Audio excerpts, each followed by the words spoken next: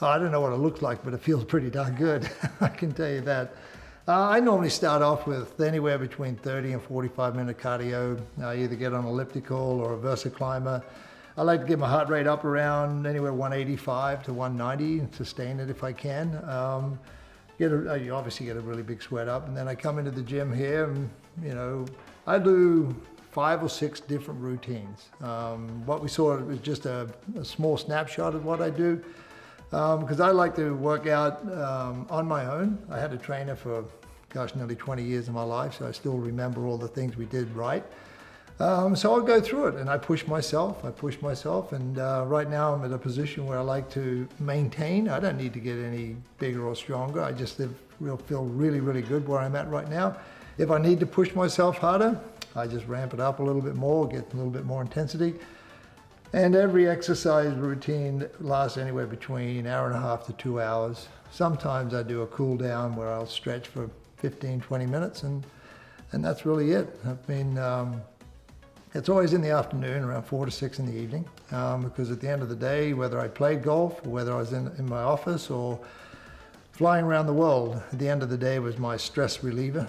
It was a great place to come. I'd turn on the music really loud. If there's some interesting stuff on TV, I might put it on if there's good tennis or good golf on. But the rest is really into myself, into my music. And quite honestly, when the sun goes down, I don't turn a light on. I work out in the dark. Because I like it. It just keeps me in my zone, and it's my little happy playground for a couple of hours.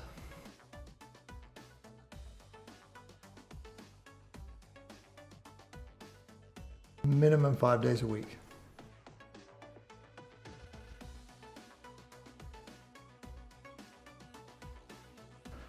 Look, it's all about what your passion is in life. I enjoy doing it because it is a stress reliever for me. I enjoy doing it because I saw the benefits of working out, 30 plus years ago.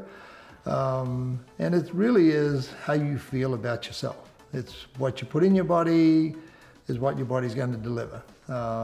If you put good nutrition in your body and you're ready to go, you can come over here and do as much or as little working out as you want. I even work out in my office. My staff don't know when the door's closed. I'll do some stretching exercises and I'll do some working out, a little light workout just to get the blood flowing. And the other thing too is I design a lot of golf courses. So I'm walking virgin terrain. It could be in the Colorado Rockies at 9,000 feet. It could be walking in the deserts of Oman, or it could be walking in the deserts of Jordan where the temperature is 130 to 150 degrees. So it depends on, my condition allows me to walk those virgin sites to find every little nuance that's in there that you don't see with the topo map. So that's another good reason to stay fit as well, because to me, I'm actually delivering, seeing what I want to see. And some of my crew don't like it when I push them for a couple of hours on site, but again, it feels good. And when I go to my ranch in Colorado, I do 10-hour hikes. 8-hour hikes. I'll take off in the morning with my wife, and we'll just go for an entire day. And there's nothing better. And we can end up at 13,000 feet. So it's really rewarding. And we have done hikes to 18,500 feet. My highest hike is up around 20,000 feet in Kyrgyzstan. And so if I wasn't ready to go fitness-wise, then I couldn't do those things that I would never have discovered in my life.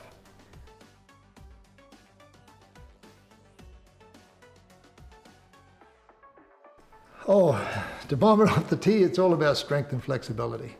You can be big and strong, but you can't hit it very far. But if you marry up your flexibility with your strength, like some of these young kids are today, Dustin Johnson is the perfect example of an athletic golfer. He's tall, he's got leverage, he's strong, he's got flexibility. I've seen some of his workouts because he's a really good friend of my son.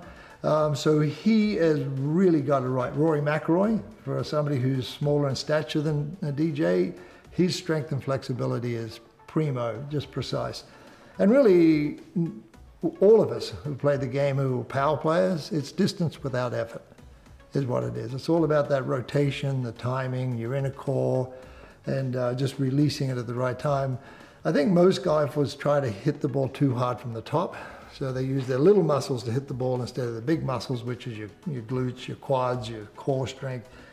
rotate, turn, and then fire and unleash with all those. And everything else really goes for a ride.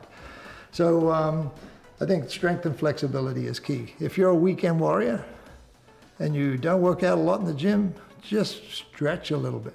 Stretch as you get out of your car, or stretch as you leave your office for the afternoon. Such simple little things for 20 seconds at a time. You won't believe how quickly your body responds.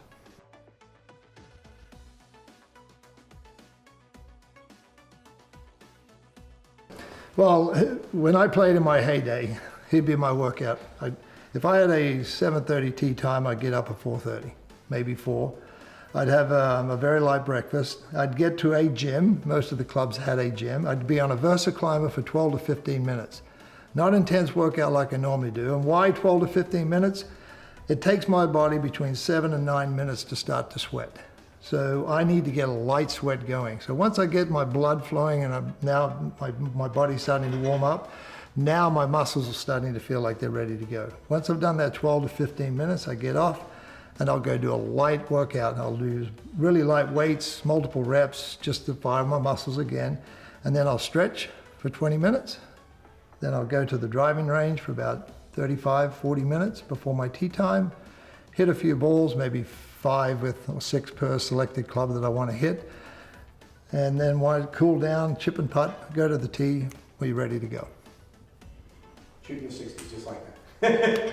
Yeah, well, maybe I can shoot my age for 9 holes nowadays.